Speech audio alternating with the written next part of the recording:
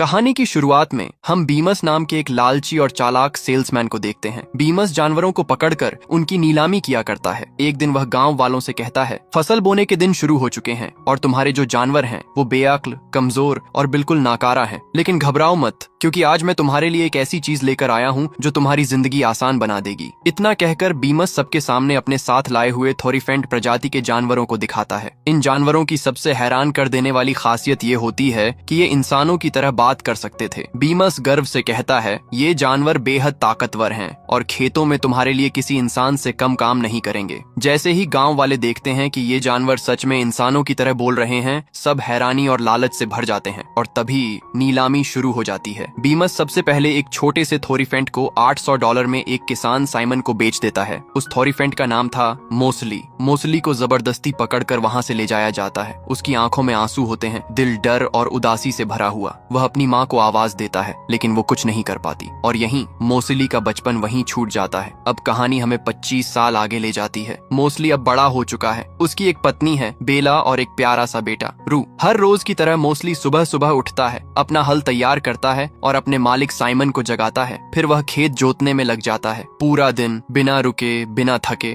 Moseley मेहनत करता रहता है। इसी दौरान वहाँ बीमस अपने दो साथियों शंख और ओली के साथ आ पहुँचता है। फसल न होने वाले दिनों में बीमस दवाइयाँ बेचने का काम करता था। उसके साथ एक बूढ़ा थोरीफेंट भी होता है जिसका नाम था टर्पिन। टर्पिन बीमस के लिए बोझ ढोने का काम करता है। मोसली और रू टर्पिन को देखकर खुश हो जाते हैं, क्योंकि मोसली उसे बचपन से जानता था। बीमस साइमन को अपनी दवाइयाँ बेचने की कोशिश करता है, लेकिन साइमन को उस पर शक हो जाता है। वह सख्त लहजे में पूछता है, सच सच बताओ बीमस, तुम यहाँ आखिर लेने क्या आए हो? बीमस मुस्कुराकर कहता है, रू अब काफी बड़ा हो गया है, वो नीलामी के लिए तैयार है। ये सुनते ही साइमन साफ मना कर देता है। तब बीमस चालाकी से कहता है, तुम्हें एक बिजनेसमैन की तरह सोचना चाहिए। मैं तुम्हें रू के बदले तुम्हारे खेत के पास वाली जमीन दे सकता हूँ। मोसली तुरंत आगे बढ़कर साइमन को समझाने की कोशिश करता है। वो जमीन बेकार है, वहाँ पत्थर और जड़ें भरी पड़ी हैं। लेकिन बीमस और उसके साथी साइमन का मजाक उड़ाते हैं। क्या तुम अपने जानवरों की बातें सुनते हो? ये सुनकर साइमन गुस्से में आ जाता है। वह मोसली पर पत्थर फेंकता है। चोट खाकर मोसली अंदर चला जाता है। उसी रात बेला मोसली को बताती है, मैं प्रेग्नेंट हूँ। ये सुनते ही मोसली की आंखों में खुशी आ जाती है। थकान से टूटे हुए शरीर के साथ वह अपने बिस्तर पर सोने चला जाता है। थोड़ी देर बाद रू मोसली के पास आता है। वह उत्साहित होकर कहता है, मैंने छिपने के लिए एक गुफा ढूंढी है, आपको चलकर वो देखनी चाहिए। मोसली मना कर देता है, मैं बहुत थक गया हूँ, कल बहुत काम है, हम किसी और दिन चलेंगे। लेकिन रू कहता है, मैंने उन गुफाओं में हमारे जैसे चित्र देखे हैं जिनके हाथ इंसानों जैसे हैं। ये सुनकर मोसली चौंक जाता है और वह रू के साथ जाने को तैयार हो जाता है। दोनों जंगल की तरफ निकलते हैं। रास्ते में जुगनू रू के पास आने लगते हैं, जो उन्हें गुफा तक का रास्ता दिखाते हैं। जुगनुओं की रोशनी में वो दोनों उस गुफा तक पहुंच जाते हैं। गुफा जमीन के अंदर बनी होती है। दोनों फिसलते हुए अंदर पहुंचते हैं। अंदर दीवारों पर थोरीफेंट जैसे जानवरों के चित्र बने होते हैं, लेकिन उनके हाथ होते हैं। इन्हें कहा जाता था अपराइट्स। मोसली यह देखकर दंग रह जाता है। उसे पता चलता है कि ये थोरीफेंट दो पैरों पर चलते थे और अपने हाथों से हर काम कर सकते थे। रू अपने पिता को आगे ले जाता है, लेकिन आगे गहरा अंधेरा होता है। रू डर कर कहता है, मैं यहाँ से आगे नहीं गया, जुगनू भी मेरे साथ नहीं जाते और मुझे अंधेरे से डर लगता है। फिर वह अपने पिता से पूछता है, क्या अपराइट सच में होते थे या ये बस किसी के बनाए हुए चित्र हैं? ये सुनते ही मोसली को अपना बचपन याद आ जाता है। उसे याद आता है कि टर्पिन भी ऐसे ही चित्र बनाता था।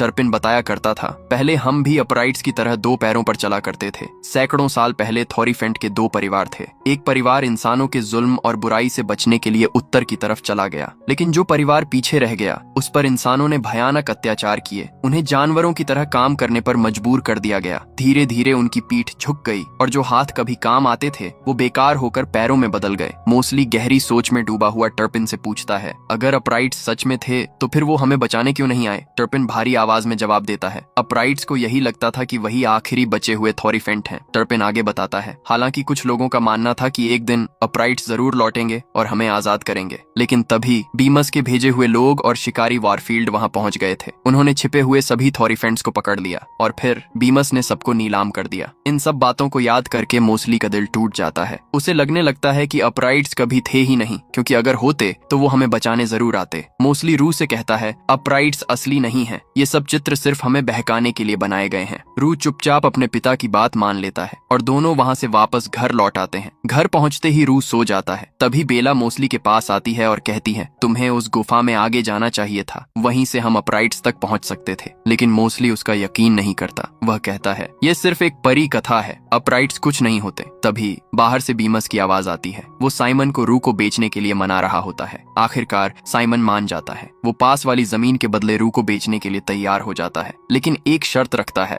जैसे ही दूसरा बछड़ा पैदा होगा तुम रू को ले जा सकते हो। ये सुनते ही मोस्टली और बेला दोनों डर जाते हैं। बेला कांपती आवाज में कहती है, हमारे पास अब कोई रास्ता नहीं बचा, तुम्हें अपराइट्स तक जाना ही होगा, वही हमें और हमारे बेटे को बचा सकते हैं। लेकिन मोस्टली फिर भी मना कर देता है, मैं सुबह साइमन से बात करूंगा। अगली सुबह साइमन अपने नए खेत को जोतने के लिए हल चलवाता है, लेकिन जमीन पूरी तरह से बेकार निकलती है। फिर भी साइमन को लगता है कि मोस्टली नाटक कर रहा है। गुस्से में वह मोस्टली को बुरी तरह कोड़े मारता है। दर्द से कराहता हुआ मोस्टली पूरी ताकत लगाकर हल खींचने की कोशिश करता है, लेकिन तभी हल टूट जाता है और मोस्टली दूर जाकर गिर पड़ता है। अब साइमन को समझ आ जाता है कि वो जमीन सच में बेकार थी। वह बीमस पर भड़क जाता है और उसे खरी खोटी सुनाता है। इस सब को देखकर मोस्टली के अंदर एक आग जल उठती है। वो समझ जाता है, चाहे हम इंसानों के कितने ही वफादार क्यों न बन जाएं, वो हमें हमेशा गुलाम ही समझेंगे। और तभी मोस्टली एक बड़ा फैसला करता है। वह तय करता है, मैं अपराइट्स को ढूंढूंगा और अपने परिवार को इंसानों से आजाद करवाऊंगा। रू अपने पिता के पास आता है, मैं अपराइट्स को ढूंढने जा रहा हूँ। जब तक मैं वापस ना आऊं, तुम एक पापा की तरह अपनी माँ का ख्याल रखना और घर के सारे काम करना। रू भारी दिल से उसकी बात मान लेता है। मोस्टली पूरी रफ्तार से गुफा की तरफ दौड़ पड़ता है। साइमन और बीमस उसका पीछा करते हैं, लेकिन वो उसे पकड़ नहीं पाते। मोस्टली एक बड़ी चट्टान के नीचे छिप जाता है। गुस्से से पागल साइमन सीधे बेला के पास जाकर पूछता है, वो कहाँ गया? लेकिन बेला कुछ नहीं बताती। गुस्से में साइमन घर के गेट पर ताला लगा देता है ताकि वो बाहर न जा सके। बीमस कहता है, मैं मोस्टली को वापस ला सकता हूँ, लेकिन इसके लिए तुम्हें कीमत चुकानी होगी। साइमन उसकी बात अनसुनी कर देता है और गुस्से में वहाँ से चला जाता है। शंख बीमस से कहता है, अब हमें यहाँ से निकलना चाहिए। बीमस ठंडी मुस्कान के साथ कहता है, आज जा रहे हैं लेकिन कल वापस आएंगे, क्योंकि अब हम वॉरफील्ड को लेने जा रहे हैं। वो थोरीफेंट्स को पकड़ने में सबसे माहिर शिकारी है। बीमस वॉरफील्ड के गांव पहुंचता है। गांव वाले बीमस पर गुस्सा होते हैं क्योंकि उसने उन्हें नकली दवाइयां बेची थीं, लेकिन बीमस किसी की नहीं सुनता। वो सीधा वॉरफील्ड से मिलने बार में चला जाता है। बार के बाहर एक थोरीफेंट बंधा हुआ होता है। उसे हाल ही में वॉरफील्ड ने पकड़ा था। वो डरा हुआ सहमा हुआ था। टर्पिन उसके पास जाता है। वो कांपती आवाज में बताता है, उत्तर की तरफ जंगल में एक सिंकहोल है, वहाँ मुझे गुफाएं मिली थीं जिनमें अपराइट्स के चित्र बने हुए थे। मैं आगे बढ़ा ही था कि लेकिन तभी वो समझ जाता है ये सब वॉरफील्ड का बिछाया हुआ एक जाल था। उधर हमें मोस्टली को दिखाया जाता है जो अपराइट्स की गुफाओं में और आगे बढ़ता चला जाता है, लेकिन अचानक वह वॉरफील्ड के बनाए हुए एक गहरे गड्ढे में गिर जाता है। मोस्टली बाहर निकलने की बहुत कोशिश करता है, लेकिन गड्ढा इतना गहरा होता है कि वह निकल नहीं पाता।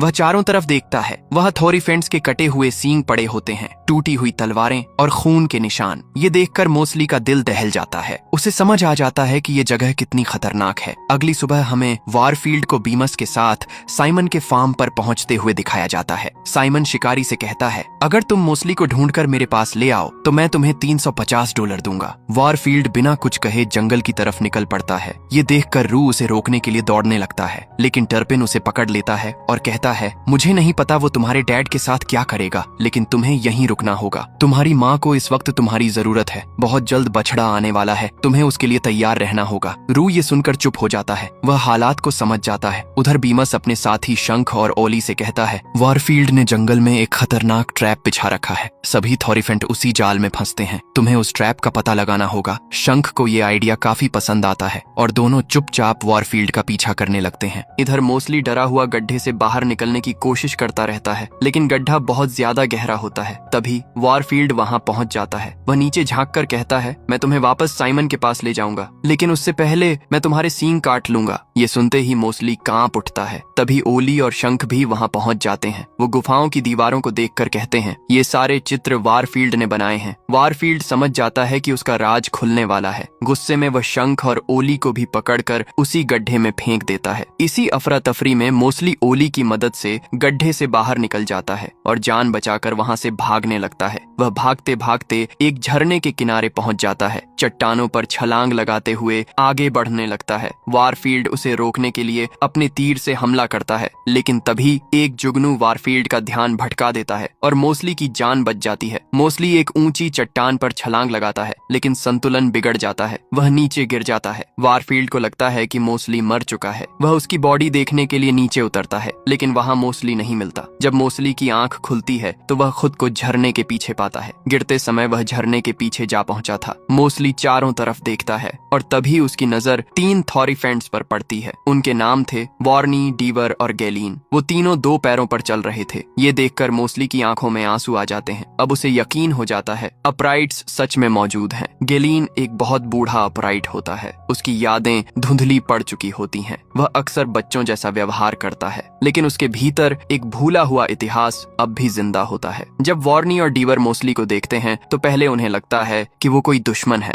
दोनों सतर्क हो जाते हैं। मोस्टली जल्दी से कहता है, मैं दुश्मन नहीं हूँ, मैं भी एक थोरीफेंट हूँ। वॉर्नी हैरानी से पूछता है, अगर तुम थोरीफेंट हो तो तुमने कपड़े क्यों नहीं पहने और तुम इतने झुके हुए क्यों हो? लेकिन डीवर मोस्टली के 4 पैरों को देखकर तुरंत समझ जाता है ये हम जैसा नहीं है, ये दूसरी फैमिली से है। तीनों एक साथ बैठते हैं और बात करना शुरू करते हैं। मोस्टली गैलीन के बारे में पूछता है। वॉर्नी बताता है वो बहुत बूढ़ा हो चुका है, उसकी याददाश्त कमजोर हो गई है, लेकिन वो अपने उन दोस्तों को आज भी याद करता है जो इन दीवारों पर बने चित्रों में हैं। वार्नी आगे बताता है, शुरुआत में अपराइट्स ने इंसानों से बचने के लिए उत्तर की तरफ प्रस्थान किया था। गैलीन भी उन्हीं में से एक था। असल में वही हमें यहाँ लेकर आया। उसके पास जुगनुओं से जुड़ी एक खास पावर है और वही पावर हमें यहाँ खींच लाई। ये सुनकर मोस्टली खुशी से भर जाता है। वो कहता है, जुगनू ही मुझे भी यहाँ लेकर आए थे। डीवर भावुक होकर कहता है, हमें लगा था कि थॉरीफेंट की दूसरी फैमिली को इंसानों ने मार दिया होगा। मोस्टली सिर झुकाकर जवाब देता है, ऐसा नहीं हुआ। जब हमारे पूर्वज चले गए थे तब हम पीछे रह गए और इंसानों के लिए काम करते करते हम इसी रूप में बदल गए। लेकिन अब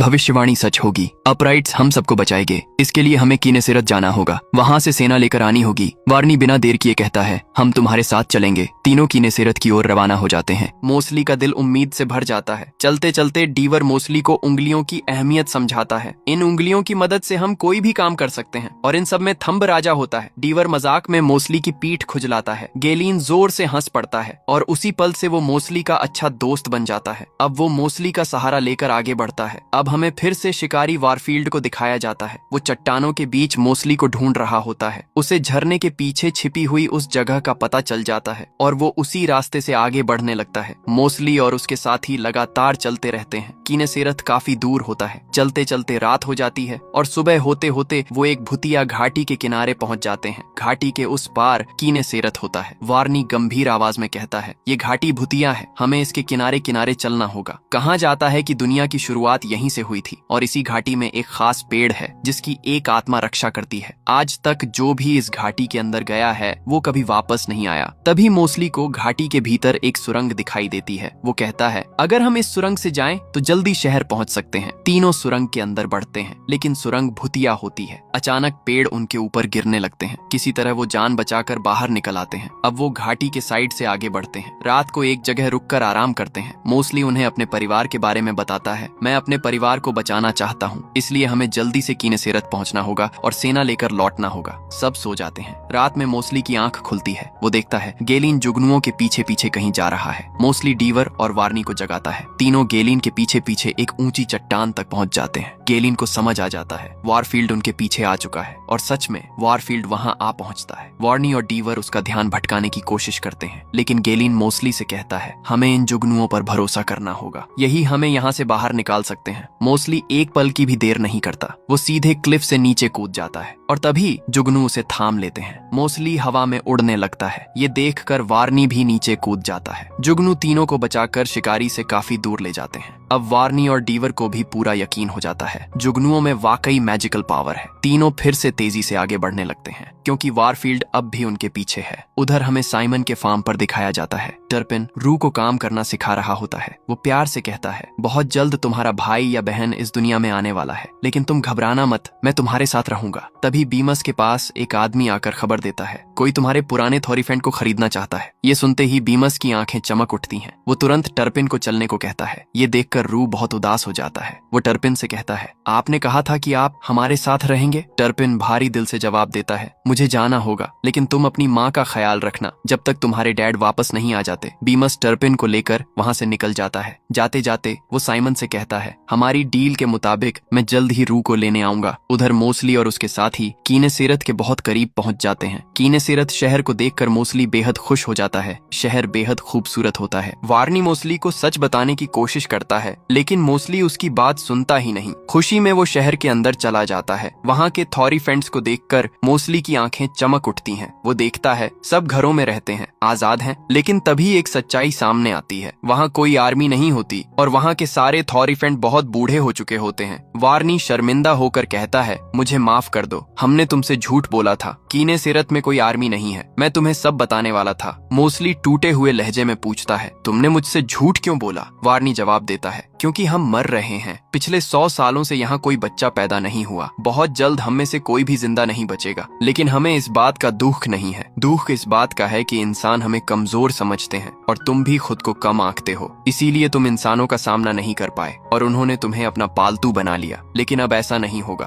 अब हम तुम्हारे साथ हैं और हम मिलकर तुम्हारे परिवार को बचाएंगे। मोस्ली पूरी तरह हिम्मत हार चुका होता है। वो कहता है, मैं अपने परिवार के पास वापस जा रहा हूँ। मुझे नहीं लगता कि हम इंसानों का सामना कर पाएंगे। तभी वार्नी कहता है, हमें रानी से बात करनी चाहिए। मोस्ली कुछ सोचकर मान जाता है। रात को महल में एक सभा बुलाई जाती है। मोस्ली देखता है महल उसी भूतिया घाटी के सामने बना होता है। वार्नी बताता है, ये शहर हमारे पूर्वजों ने बनाया था, लेकिन बाद में एक शाप लगा जिससे ये घाटी भूतिया बन गई और यहाँ उगने वाले फल गायब हो गए। रानी मोस्ली से कहती है, हमें नहीं पता था कि हमारा एक परिवार सालों से इंसानों के जुल्म सह रहा है, वरना हम तुम्हें बचाने जरूर आते। लेकिन अब भी देर नहीं हुई है, हम सब तुम्हारे साथ हैं। सभी थॉरीफेंट अपने बनाए हुए हथियार बाहर निकाल लेते हैं। वो सब मोस्ली के परिवार को बचाने के लिए तैयार होते हैं। तभी एक गार्ड आकर खबर देता है, शिकारी आ गया है। सभी गेट की तरफ दौड़ते हैं। वो सब मोस्ली का साथ देने के लिए शिकारी पर हमला करते हैं, लेकिन वो सब बहुत बूढ़े होते हैं। उनके वार का शिकारी पर कोई असर नहीं होता। शिकारी अपने तीर से गैलीन को घायल कर देता है। ये देखकर सब डर जाते हैं। मोस्ली गैलीन को लेकर महल के अंदर चला जाता है, लेकिन गैलीन दम तोड़ देता है। मोस्ली टूट जाता है क्योंकि गैलीन उसका बहुत अच्छा दोस्त बन चुका होता है। गुस्से में मोस्ली शिकारी पर हमला करने निकल पड़ता है। डीवर उसे रोकता है, तुम्हें वहां जाने की जरूरत नहीं है, हम उसे रोक लेंगे। मोस्ली कहता है, तुम सब बहुत बूढ़े हो चुके हो, वो तुम सबको मार देगा और तुम सब मेरा परिवार हो, मैं तुम्हें मरने नहीं दे सकता। तभी मोस्ली को जुगनू दिखाई देते हैं और उसे एक आइडिया आता है। वो सोचता है, मुझे शिकारी को भूतिया घाटी में ले जाना होगा, वहीं उसे फंसाया जा सकता है। डीवर घबरा कर कहता है, तुम ऐसा नहीं कर सकते, अगर तुम घाटी में गए तो खुद भी फंस जाओगे या मर जाओगे। मोस्ली कहता है, मुझे ये करना ही होगा। रानी आगे बढ़कर कहती है, जब तुम घाटी में जाओगे तो तुम्हें एक जीवित वृक्ष दिखाई देगा। अगर वो पेड़ तुम्हें मिल जाए तो उसका फल खा लेना, उससे तुम भी एक अपराइट बन जाओगे। उधर हमें बेला को दिखाया जाता है। उसकी प्रसव पीड़ा शुरू हो चुकी होती है। दर्द से कराहती हुई वो रू से कहती है, जल्दी साइमन को बुलाकर लाओ, मुझे उसकी मदद चाहिए। रू डरते डरते साइमन के पास जाता है। वो हिम्मत जुटाकर उसे जगाता है और कहता है, मेरी माँ को आपकी जरूरत है। ये सुनकर साइमन भी पिघल जाता है। वो बेला की मदद करने चला जाता है। किनेसेरत में वारफील्ड गेट तोड़कर शहर के अंदर घुस चुका होता है। मोस्ली जानबूझकर उसे अपने पीछे आने के लिए उकसाता है। वारफील्ड उसके पीछे पीछे एक बड़े से बाग में पहुंच जाता है, जहाँ चारों तरफ ऊंचे ऊंचे पेड़ होते हैं। मोस्ली को जुगनू दिखाई देते हैं। वो उनके पीछे बढ़ता है और तभी उसकी नजर जादुई पेड़ पर पड़ती है। वारफील्ड उसे रोकने की कोशिश करता है। वो मोस्ली पर तीर से हमला करता है। मोस्ली घायल हो जाता है, लेकिन हार नहीं मानता। अब उसे यकीन हो चुका होता है वो शिकारी का सामना कर सकता है। मोस्ली और वारफील्ड के बीच जबरदस्त लड़ाई होती है। वारफील्ड मोस्ली को पकड़ने की कोशिश करता है, लेकिन मोस्ली पूरी ताकत से उसे मारता है। मोस्ली जादुई पेड़ की तरफ बढ़ने लगता है ताकि उसका फल खा सके, लेकिन वारफील्ड एक बार फिर तीर से हमला करता है। मोस्ली गंभीर रूप से घायल हो जाता है। फिर भी वो आगे बढ़ता है, लेकिन तभी जादुई पेड़ वहाँ से गायब हो जाता है। मोस्ली अब लगभग टूट चुका होता है। वारफील्ड उसे पूरी तरह खत्म करने ही वाला होता है कि तभी उस बाग की जादुई आत्मा प्रकट होती है। इसे कहा जाता है गार्जियन। गार्जियन वारफील्ड को रोक लेता है और उसे जोर से मारकर दूर फेंक देता है। फिर वो आत्मा मोस्ली को उठाती है और वहाँ से गायब हो जाती है। वारफील्ड उसी भूतिया घाटी में फंस जाता है, क्योंकि वो घाटी एक भूल भुलैया होती है जहाँ से कोई भी बाहर नहीं निकल सकता। किनेसेरत में सभी को लगता है कि मोस्ली मर गया है, लेकिन तभी वही आत्मा मोस्ली को शहर के बीच ले आती है। अब मोस्ली समझ जाता है ये आत्मा हमेशा उसके साथ थी। गार्जियन मोस्ली से पूछती है, तुम क्या चाहते हो? मोस्ली आंखों में आंसू लिए कहता है, मैं अपने परिवार को आजाद करवाना चाहता हूँ। गार्जियन मुस्कुराती है और मोस्ली को जादुई फल देती है। उधर आज वो दिन होता है जब बीमस रू को नीलामी के लिए ले जाने वाला होता है, क्योंकि बेला की बेटी रोजी पैदा हो चुकी होती होती है। बेला दुखी होती है। रू अपनी छोटी बहन से कहता है, माँ का ख्याल रखना। बीमस रू को लेकर वहाँ से जाने लगता है और तभी बेला की नजर एक विशालकाय अपराइट पर पड़ती है जो उनकी तरफ आ रहा होता है। वो और कोई नहीं, मोस्ली होता है। बेला खुशी से रो पड़ती है। मोस्ली का शरीर अब पहले से काफी बड़ा और ताकतवर होता है। मोस्ली साइमन से कहता है, मैं अपने परिवार को लेने आया हूँ। गुस्से में साइमन मोस्ली पर कोड़े से हमला करता है, लेकिन मोस्ली उसका हाथ पकड़ लेता है और उसे दूर फेंक देता है। फिर मोस्ली अपने परिवार से मिलता है और उन्हें भी जादुई फल खिलाता है। जैसे ही वो फल खाते हैं, बेला, रू और रोजी तीनों अपराइट्स में तब्दील हो जाते हैं। अब सब आजाद होते हैं, खुश होते हैं और एक साथ कीनेसीरत की तरफ निकल जाते हैं। अगर आपको भी लगता है कि परिवार के लिए लड़ी गई लड़ाई सबसे बड़ी जंग होती है तो इस वीडियो को लाइक जरूर करें, इसे शेयर करें ताकि हर कोई समझ सके कि उम्मीद कभी मरती नहीं।